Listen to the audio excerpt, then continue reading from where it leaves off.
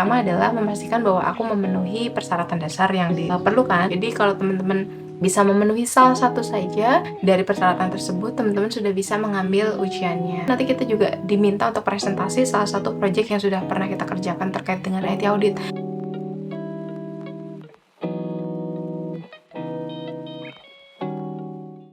Hai teman-teman, selamat datang kembali di Bicara Audit. Dan hari ini aku seneng banget bisa ketemu lagi sama teman-teman semuanya.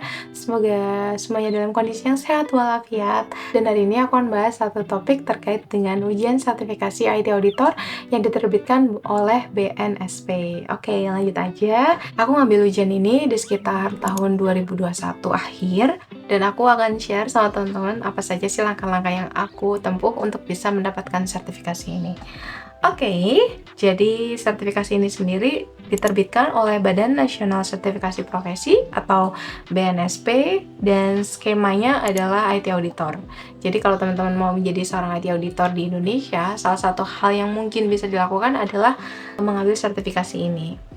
Oke, dan langkah yang aku lakukan waktu itu pertama adalah memastikan bahwa aku memenuhi persyaratan dasar yang diperlukan, yaitu minimal sudah menyelesaikan pendidikan diploma 3 atau memiliki sertifikasi pelatihan berbasis kompetensi yang sesuai dengan skema sertifikasi IT Auditor atau telah berpengalaman kerja pada lingkup yang sesuai dengan skema sertifikasi IT Auditor minimal 1 tahun secara berkelanjutan. Jadi kalau teman-teman bisa memenuhi salah satu saja dari persyaratan tersebut, teman-teman sudah bisa mengambil ujiannya, gitu.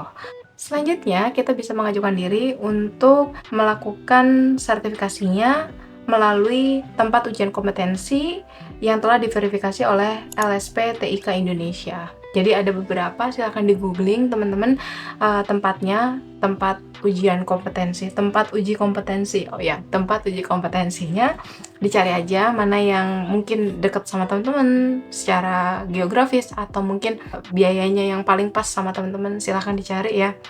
Selanjutnya, kita nanti akan diminta untuk melengkapi formulir permohonan dan juga formulir asesmen mandiri serta membayar biaya pendaftarannya. Oke, lanjut kita akan diminta juga untuk menyerahkan beberapa dokumen, antara lain pas foto 3x4 3 lembar, fotokopi KTP atau KK 1 lembar, terus fotokopi ijazah terakhir 1 lembar, fotokopi sertifikat yang relevan dengan skema sertifikasi IT Auditor, terus CV pengalaman atau keterangan kerja yang relevan, dan juga portofolio yang relevan. Nah, hal-hal ini bisa kita submit. Oke, nanti aku akan kasih link teman-teman di description panduan uji kompetensi skema sertifikasi IT Auditor. Jadi teman-teman bisa baca informasinya lebih lanjut tentang sertifikasi ini. Oke, next. Kalau kita dinyatakan memenuhi persyaratan, kita akan dapat slot waktu ujiannya. Nah, di situ ujiannya mekanismenya waktu itu aku daring. Mungkin sekarang udah ada yang luring kali ya. Waktu itu aku melakukan wawancaranya secara daring dan asesornya ada 1 orang.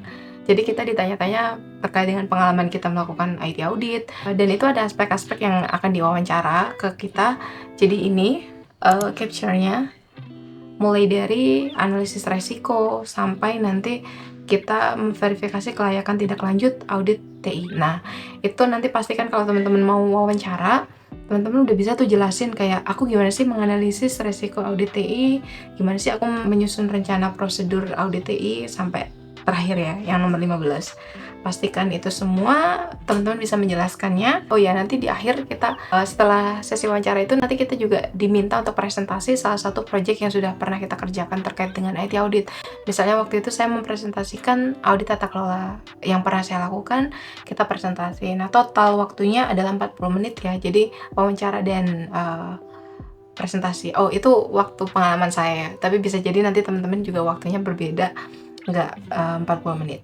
Oke, dan kabar baiknya adalah kalau teman-teman udah punya pengalaman di dunia IT audit, rasanya ini insya Allah nggak akan terlalu sulit lah. Ini bisa teman-teman lewati. Dan setelah 1 bulan, akhirnya aku mendapatkan sertifikatnya. Ini adalah sertifikatnya. Teng teng, ding ding ding. Ya, jadi itu adalah pengalaman aku mengikuti ujian sertifikasi IT Auditor oleh BNSP. Aku akan baca juga ya beberapa pertanyaan, mungkin ini juga merepresentasikan pertanyaan teman-teman. Oke, yang pertama dari berapa biaya sertifikasinya. Kalau aku waktu itu, karena aku kolektif, biayanya sekitar 1,6 juta, tapi mungkin silakan dikonfirmasi lagi ya ke LSPTIK di mana teman-teman mau mendaftarkan diri, berapa biayanya sekarang, karena mungkin udah ada perubahan, atau kalau nggak kolektif harganya berbeda gitu.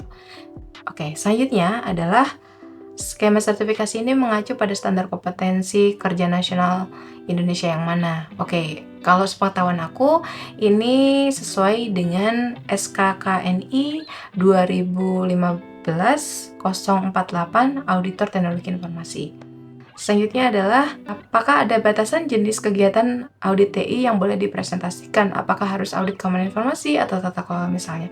Setahu aku nggak ada batasan, jadi yang penting itu project yang teman-teman benar kerjain. Jadi bukan projectnya temen atau project nyomot dari mana gitu ya, tapi itu beneran project pribadi yang teman kerjakan, project yang secara personal teman-teman ikut terlibat. Selanjutnya adalah, di sertifikatnya ditulis 3 tahun, apakah nanti setelah 3 tahun harus ujian lagi? Ya, that's correct. Jadi setelah 3 tahun kita memang harus ujian lagi untuk dapat sertifikasi baru. Selanjutnya adalah, apakah ada referensi materi atau buku yang dipelajari sebelum ikut ujian sertifikasi IT auditor? Oke, kayaknya nggak ada yang spesifik ya teman-teman. Yang penting apa yang mau teman-teman presentasiin. Misalnya teman-teman mau tata kelola, terus tata kelolanya pakai framework apa misalnya, atau kriterianya apa, itu silahkan. Jadi misalnya waktu itu aku pakai COVID-5, tapi mungkin teman-teman ada yang beda framework atau beda kriteria, silahkan. Atau misalnya teman-teman merasa bahwa aku paling banyak pengalamannya adalah di keamanan informasi, silahkan juga. Jadi intinya silahkan diambil berdasarkan pengalaman pribadi teman-teman.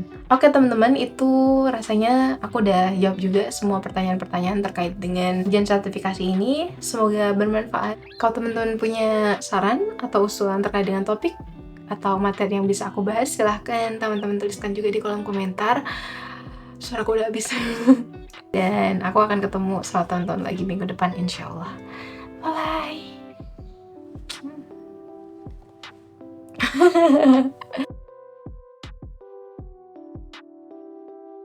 Aku ngambil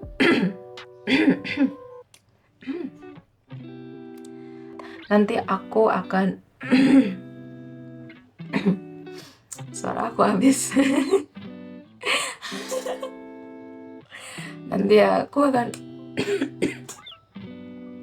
aku minum dulu nggak sih teman-teman? One eternity later. Oke. I'm back. Aduh, suara aku. Ini kayak daily problem aku nggak sih, suaraku habis kalau ngomong di depan kamera.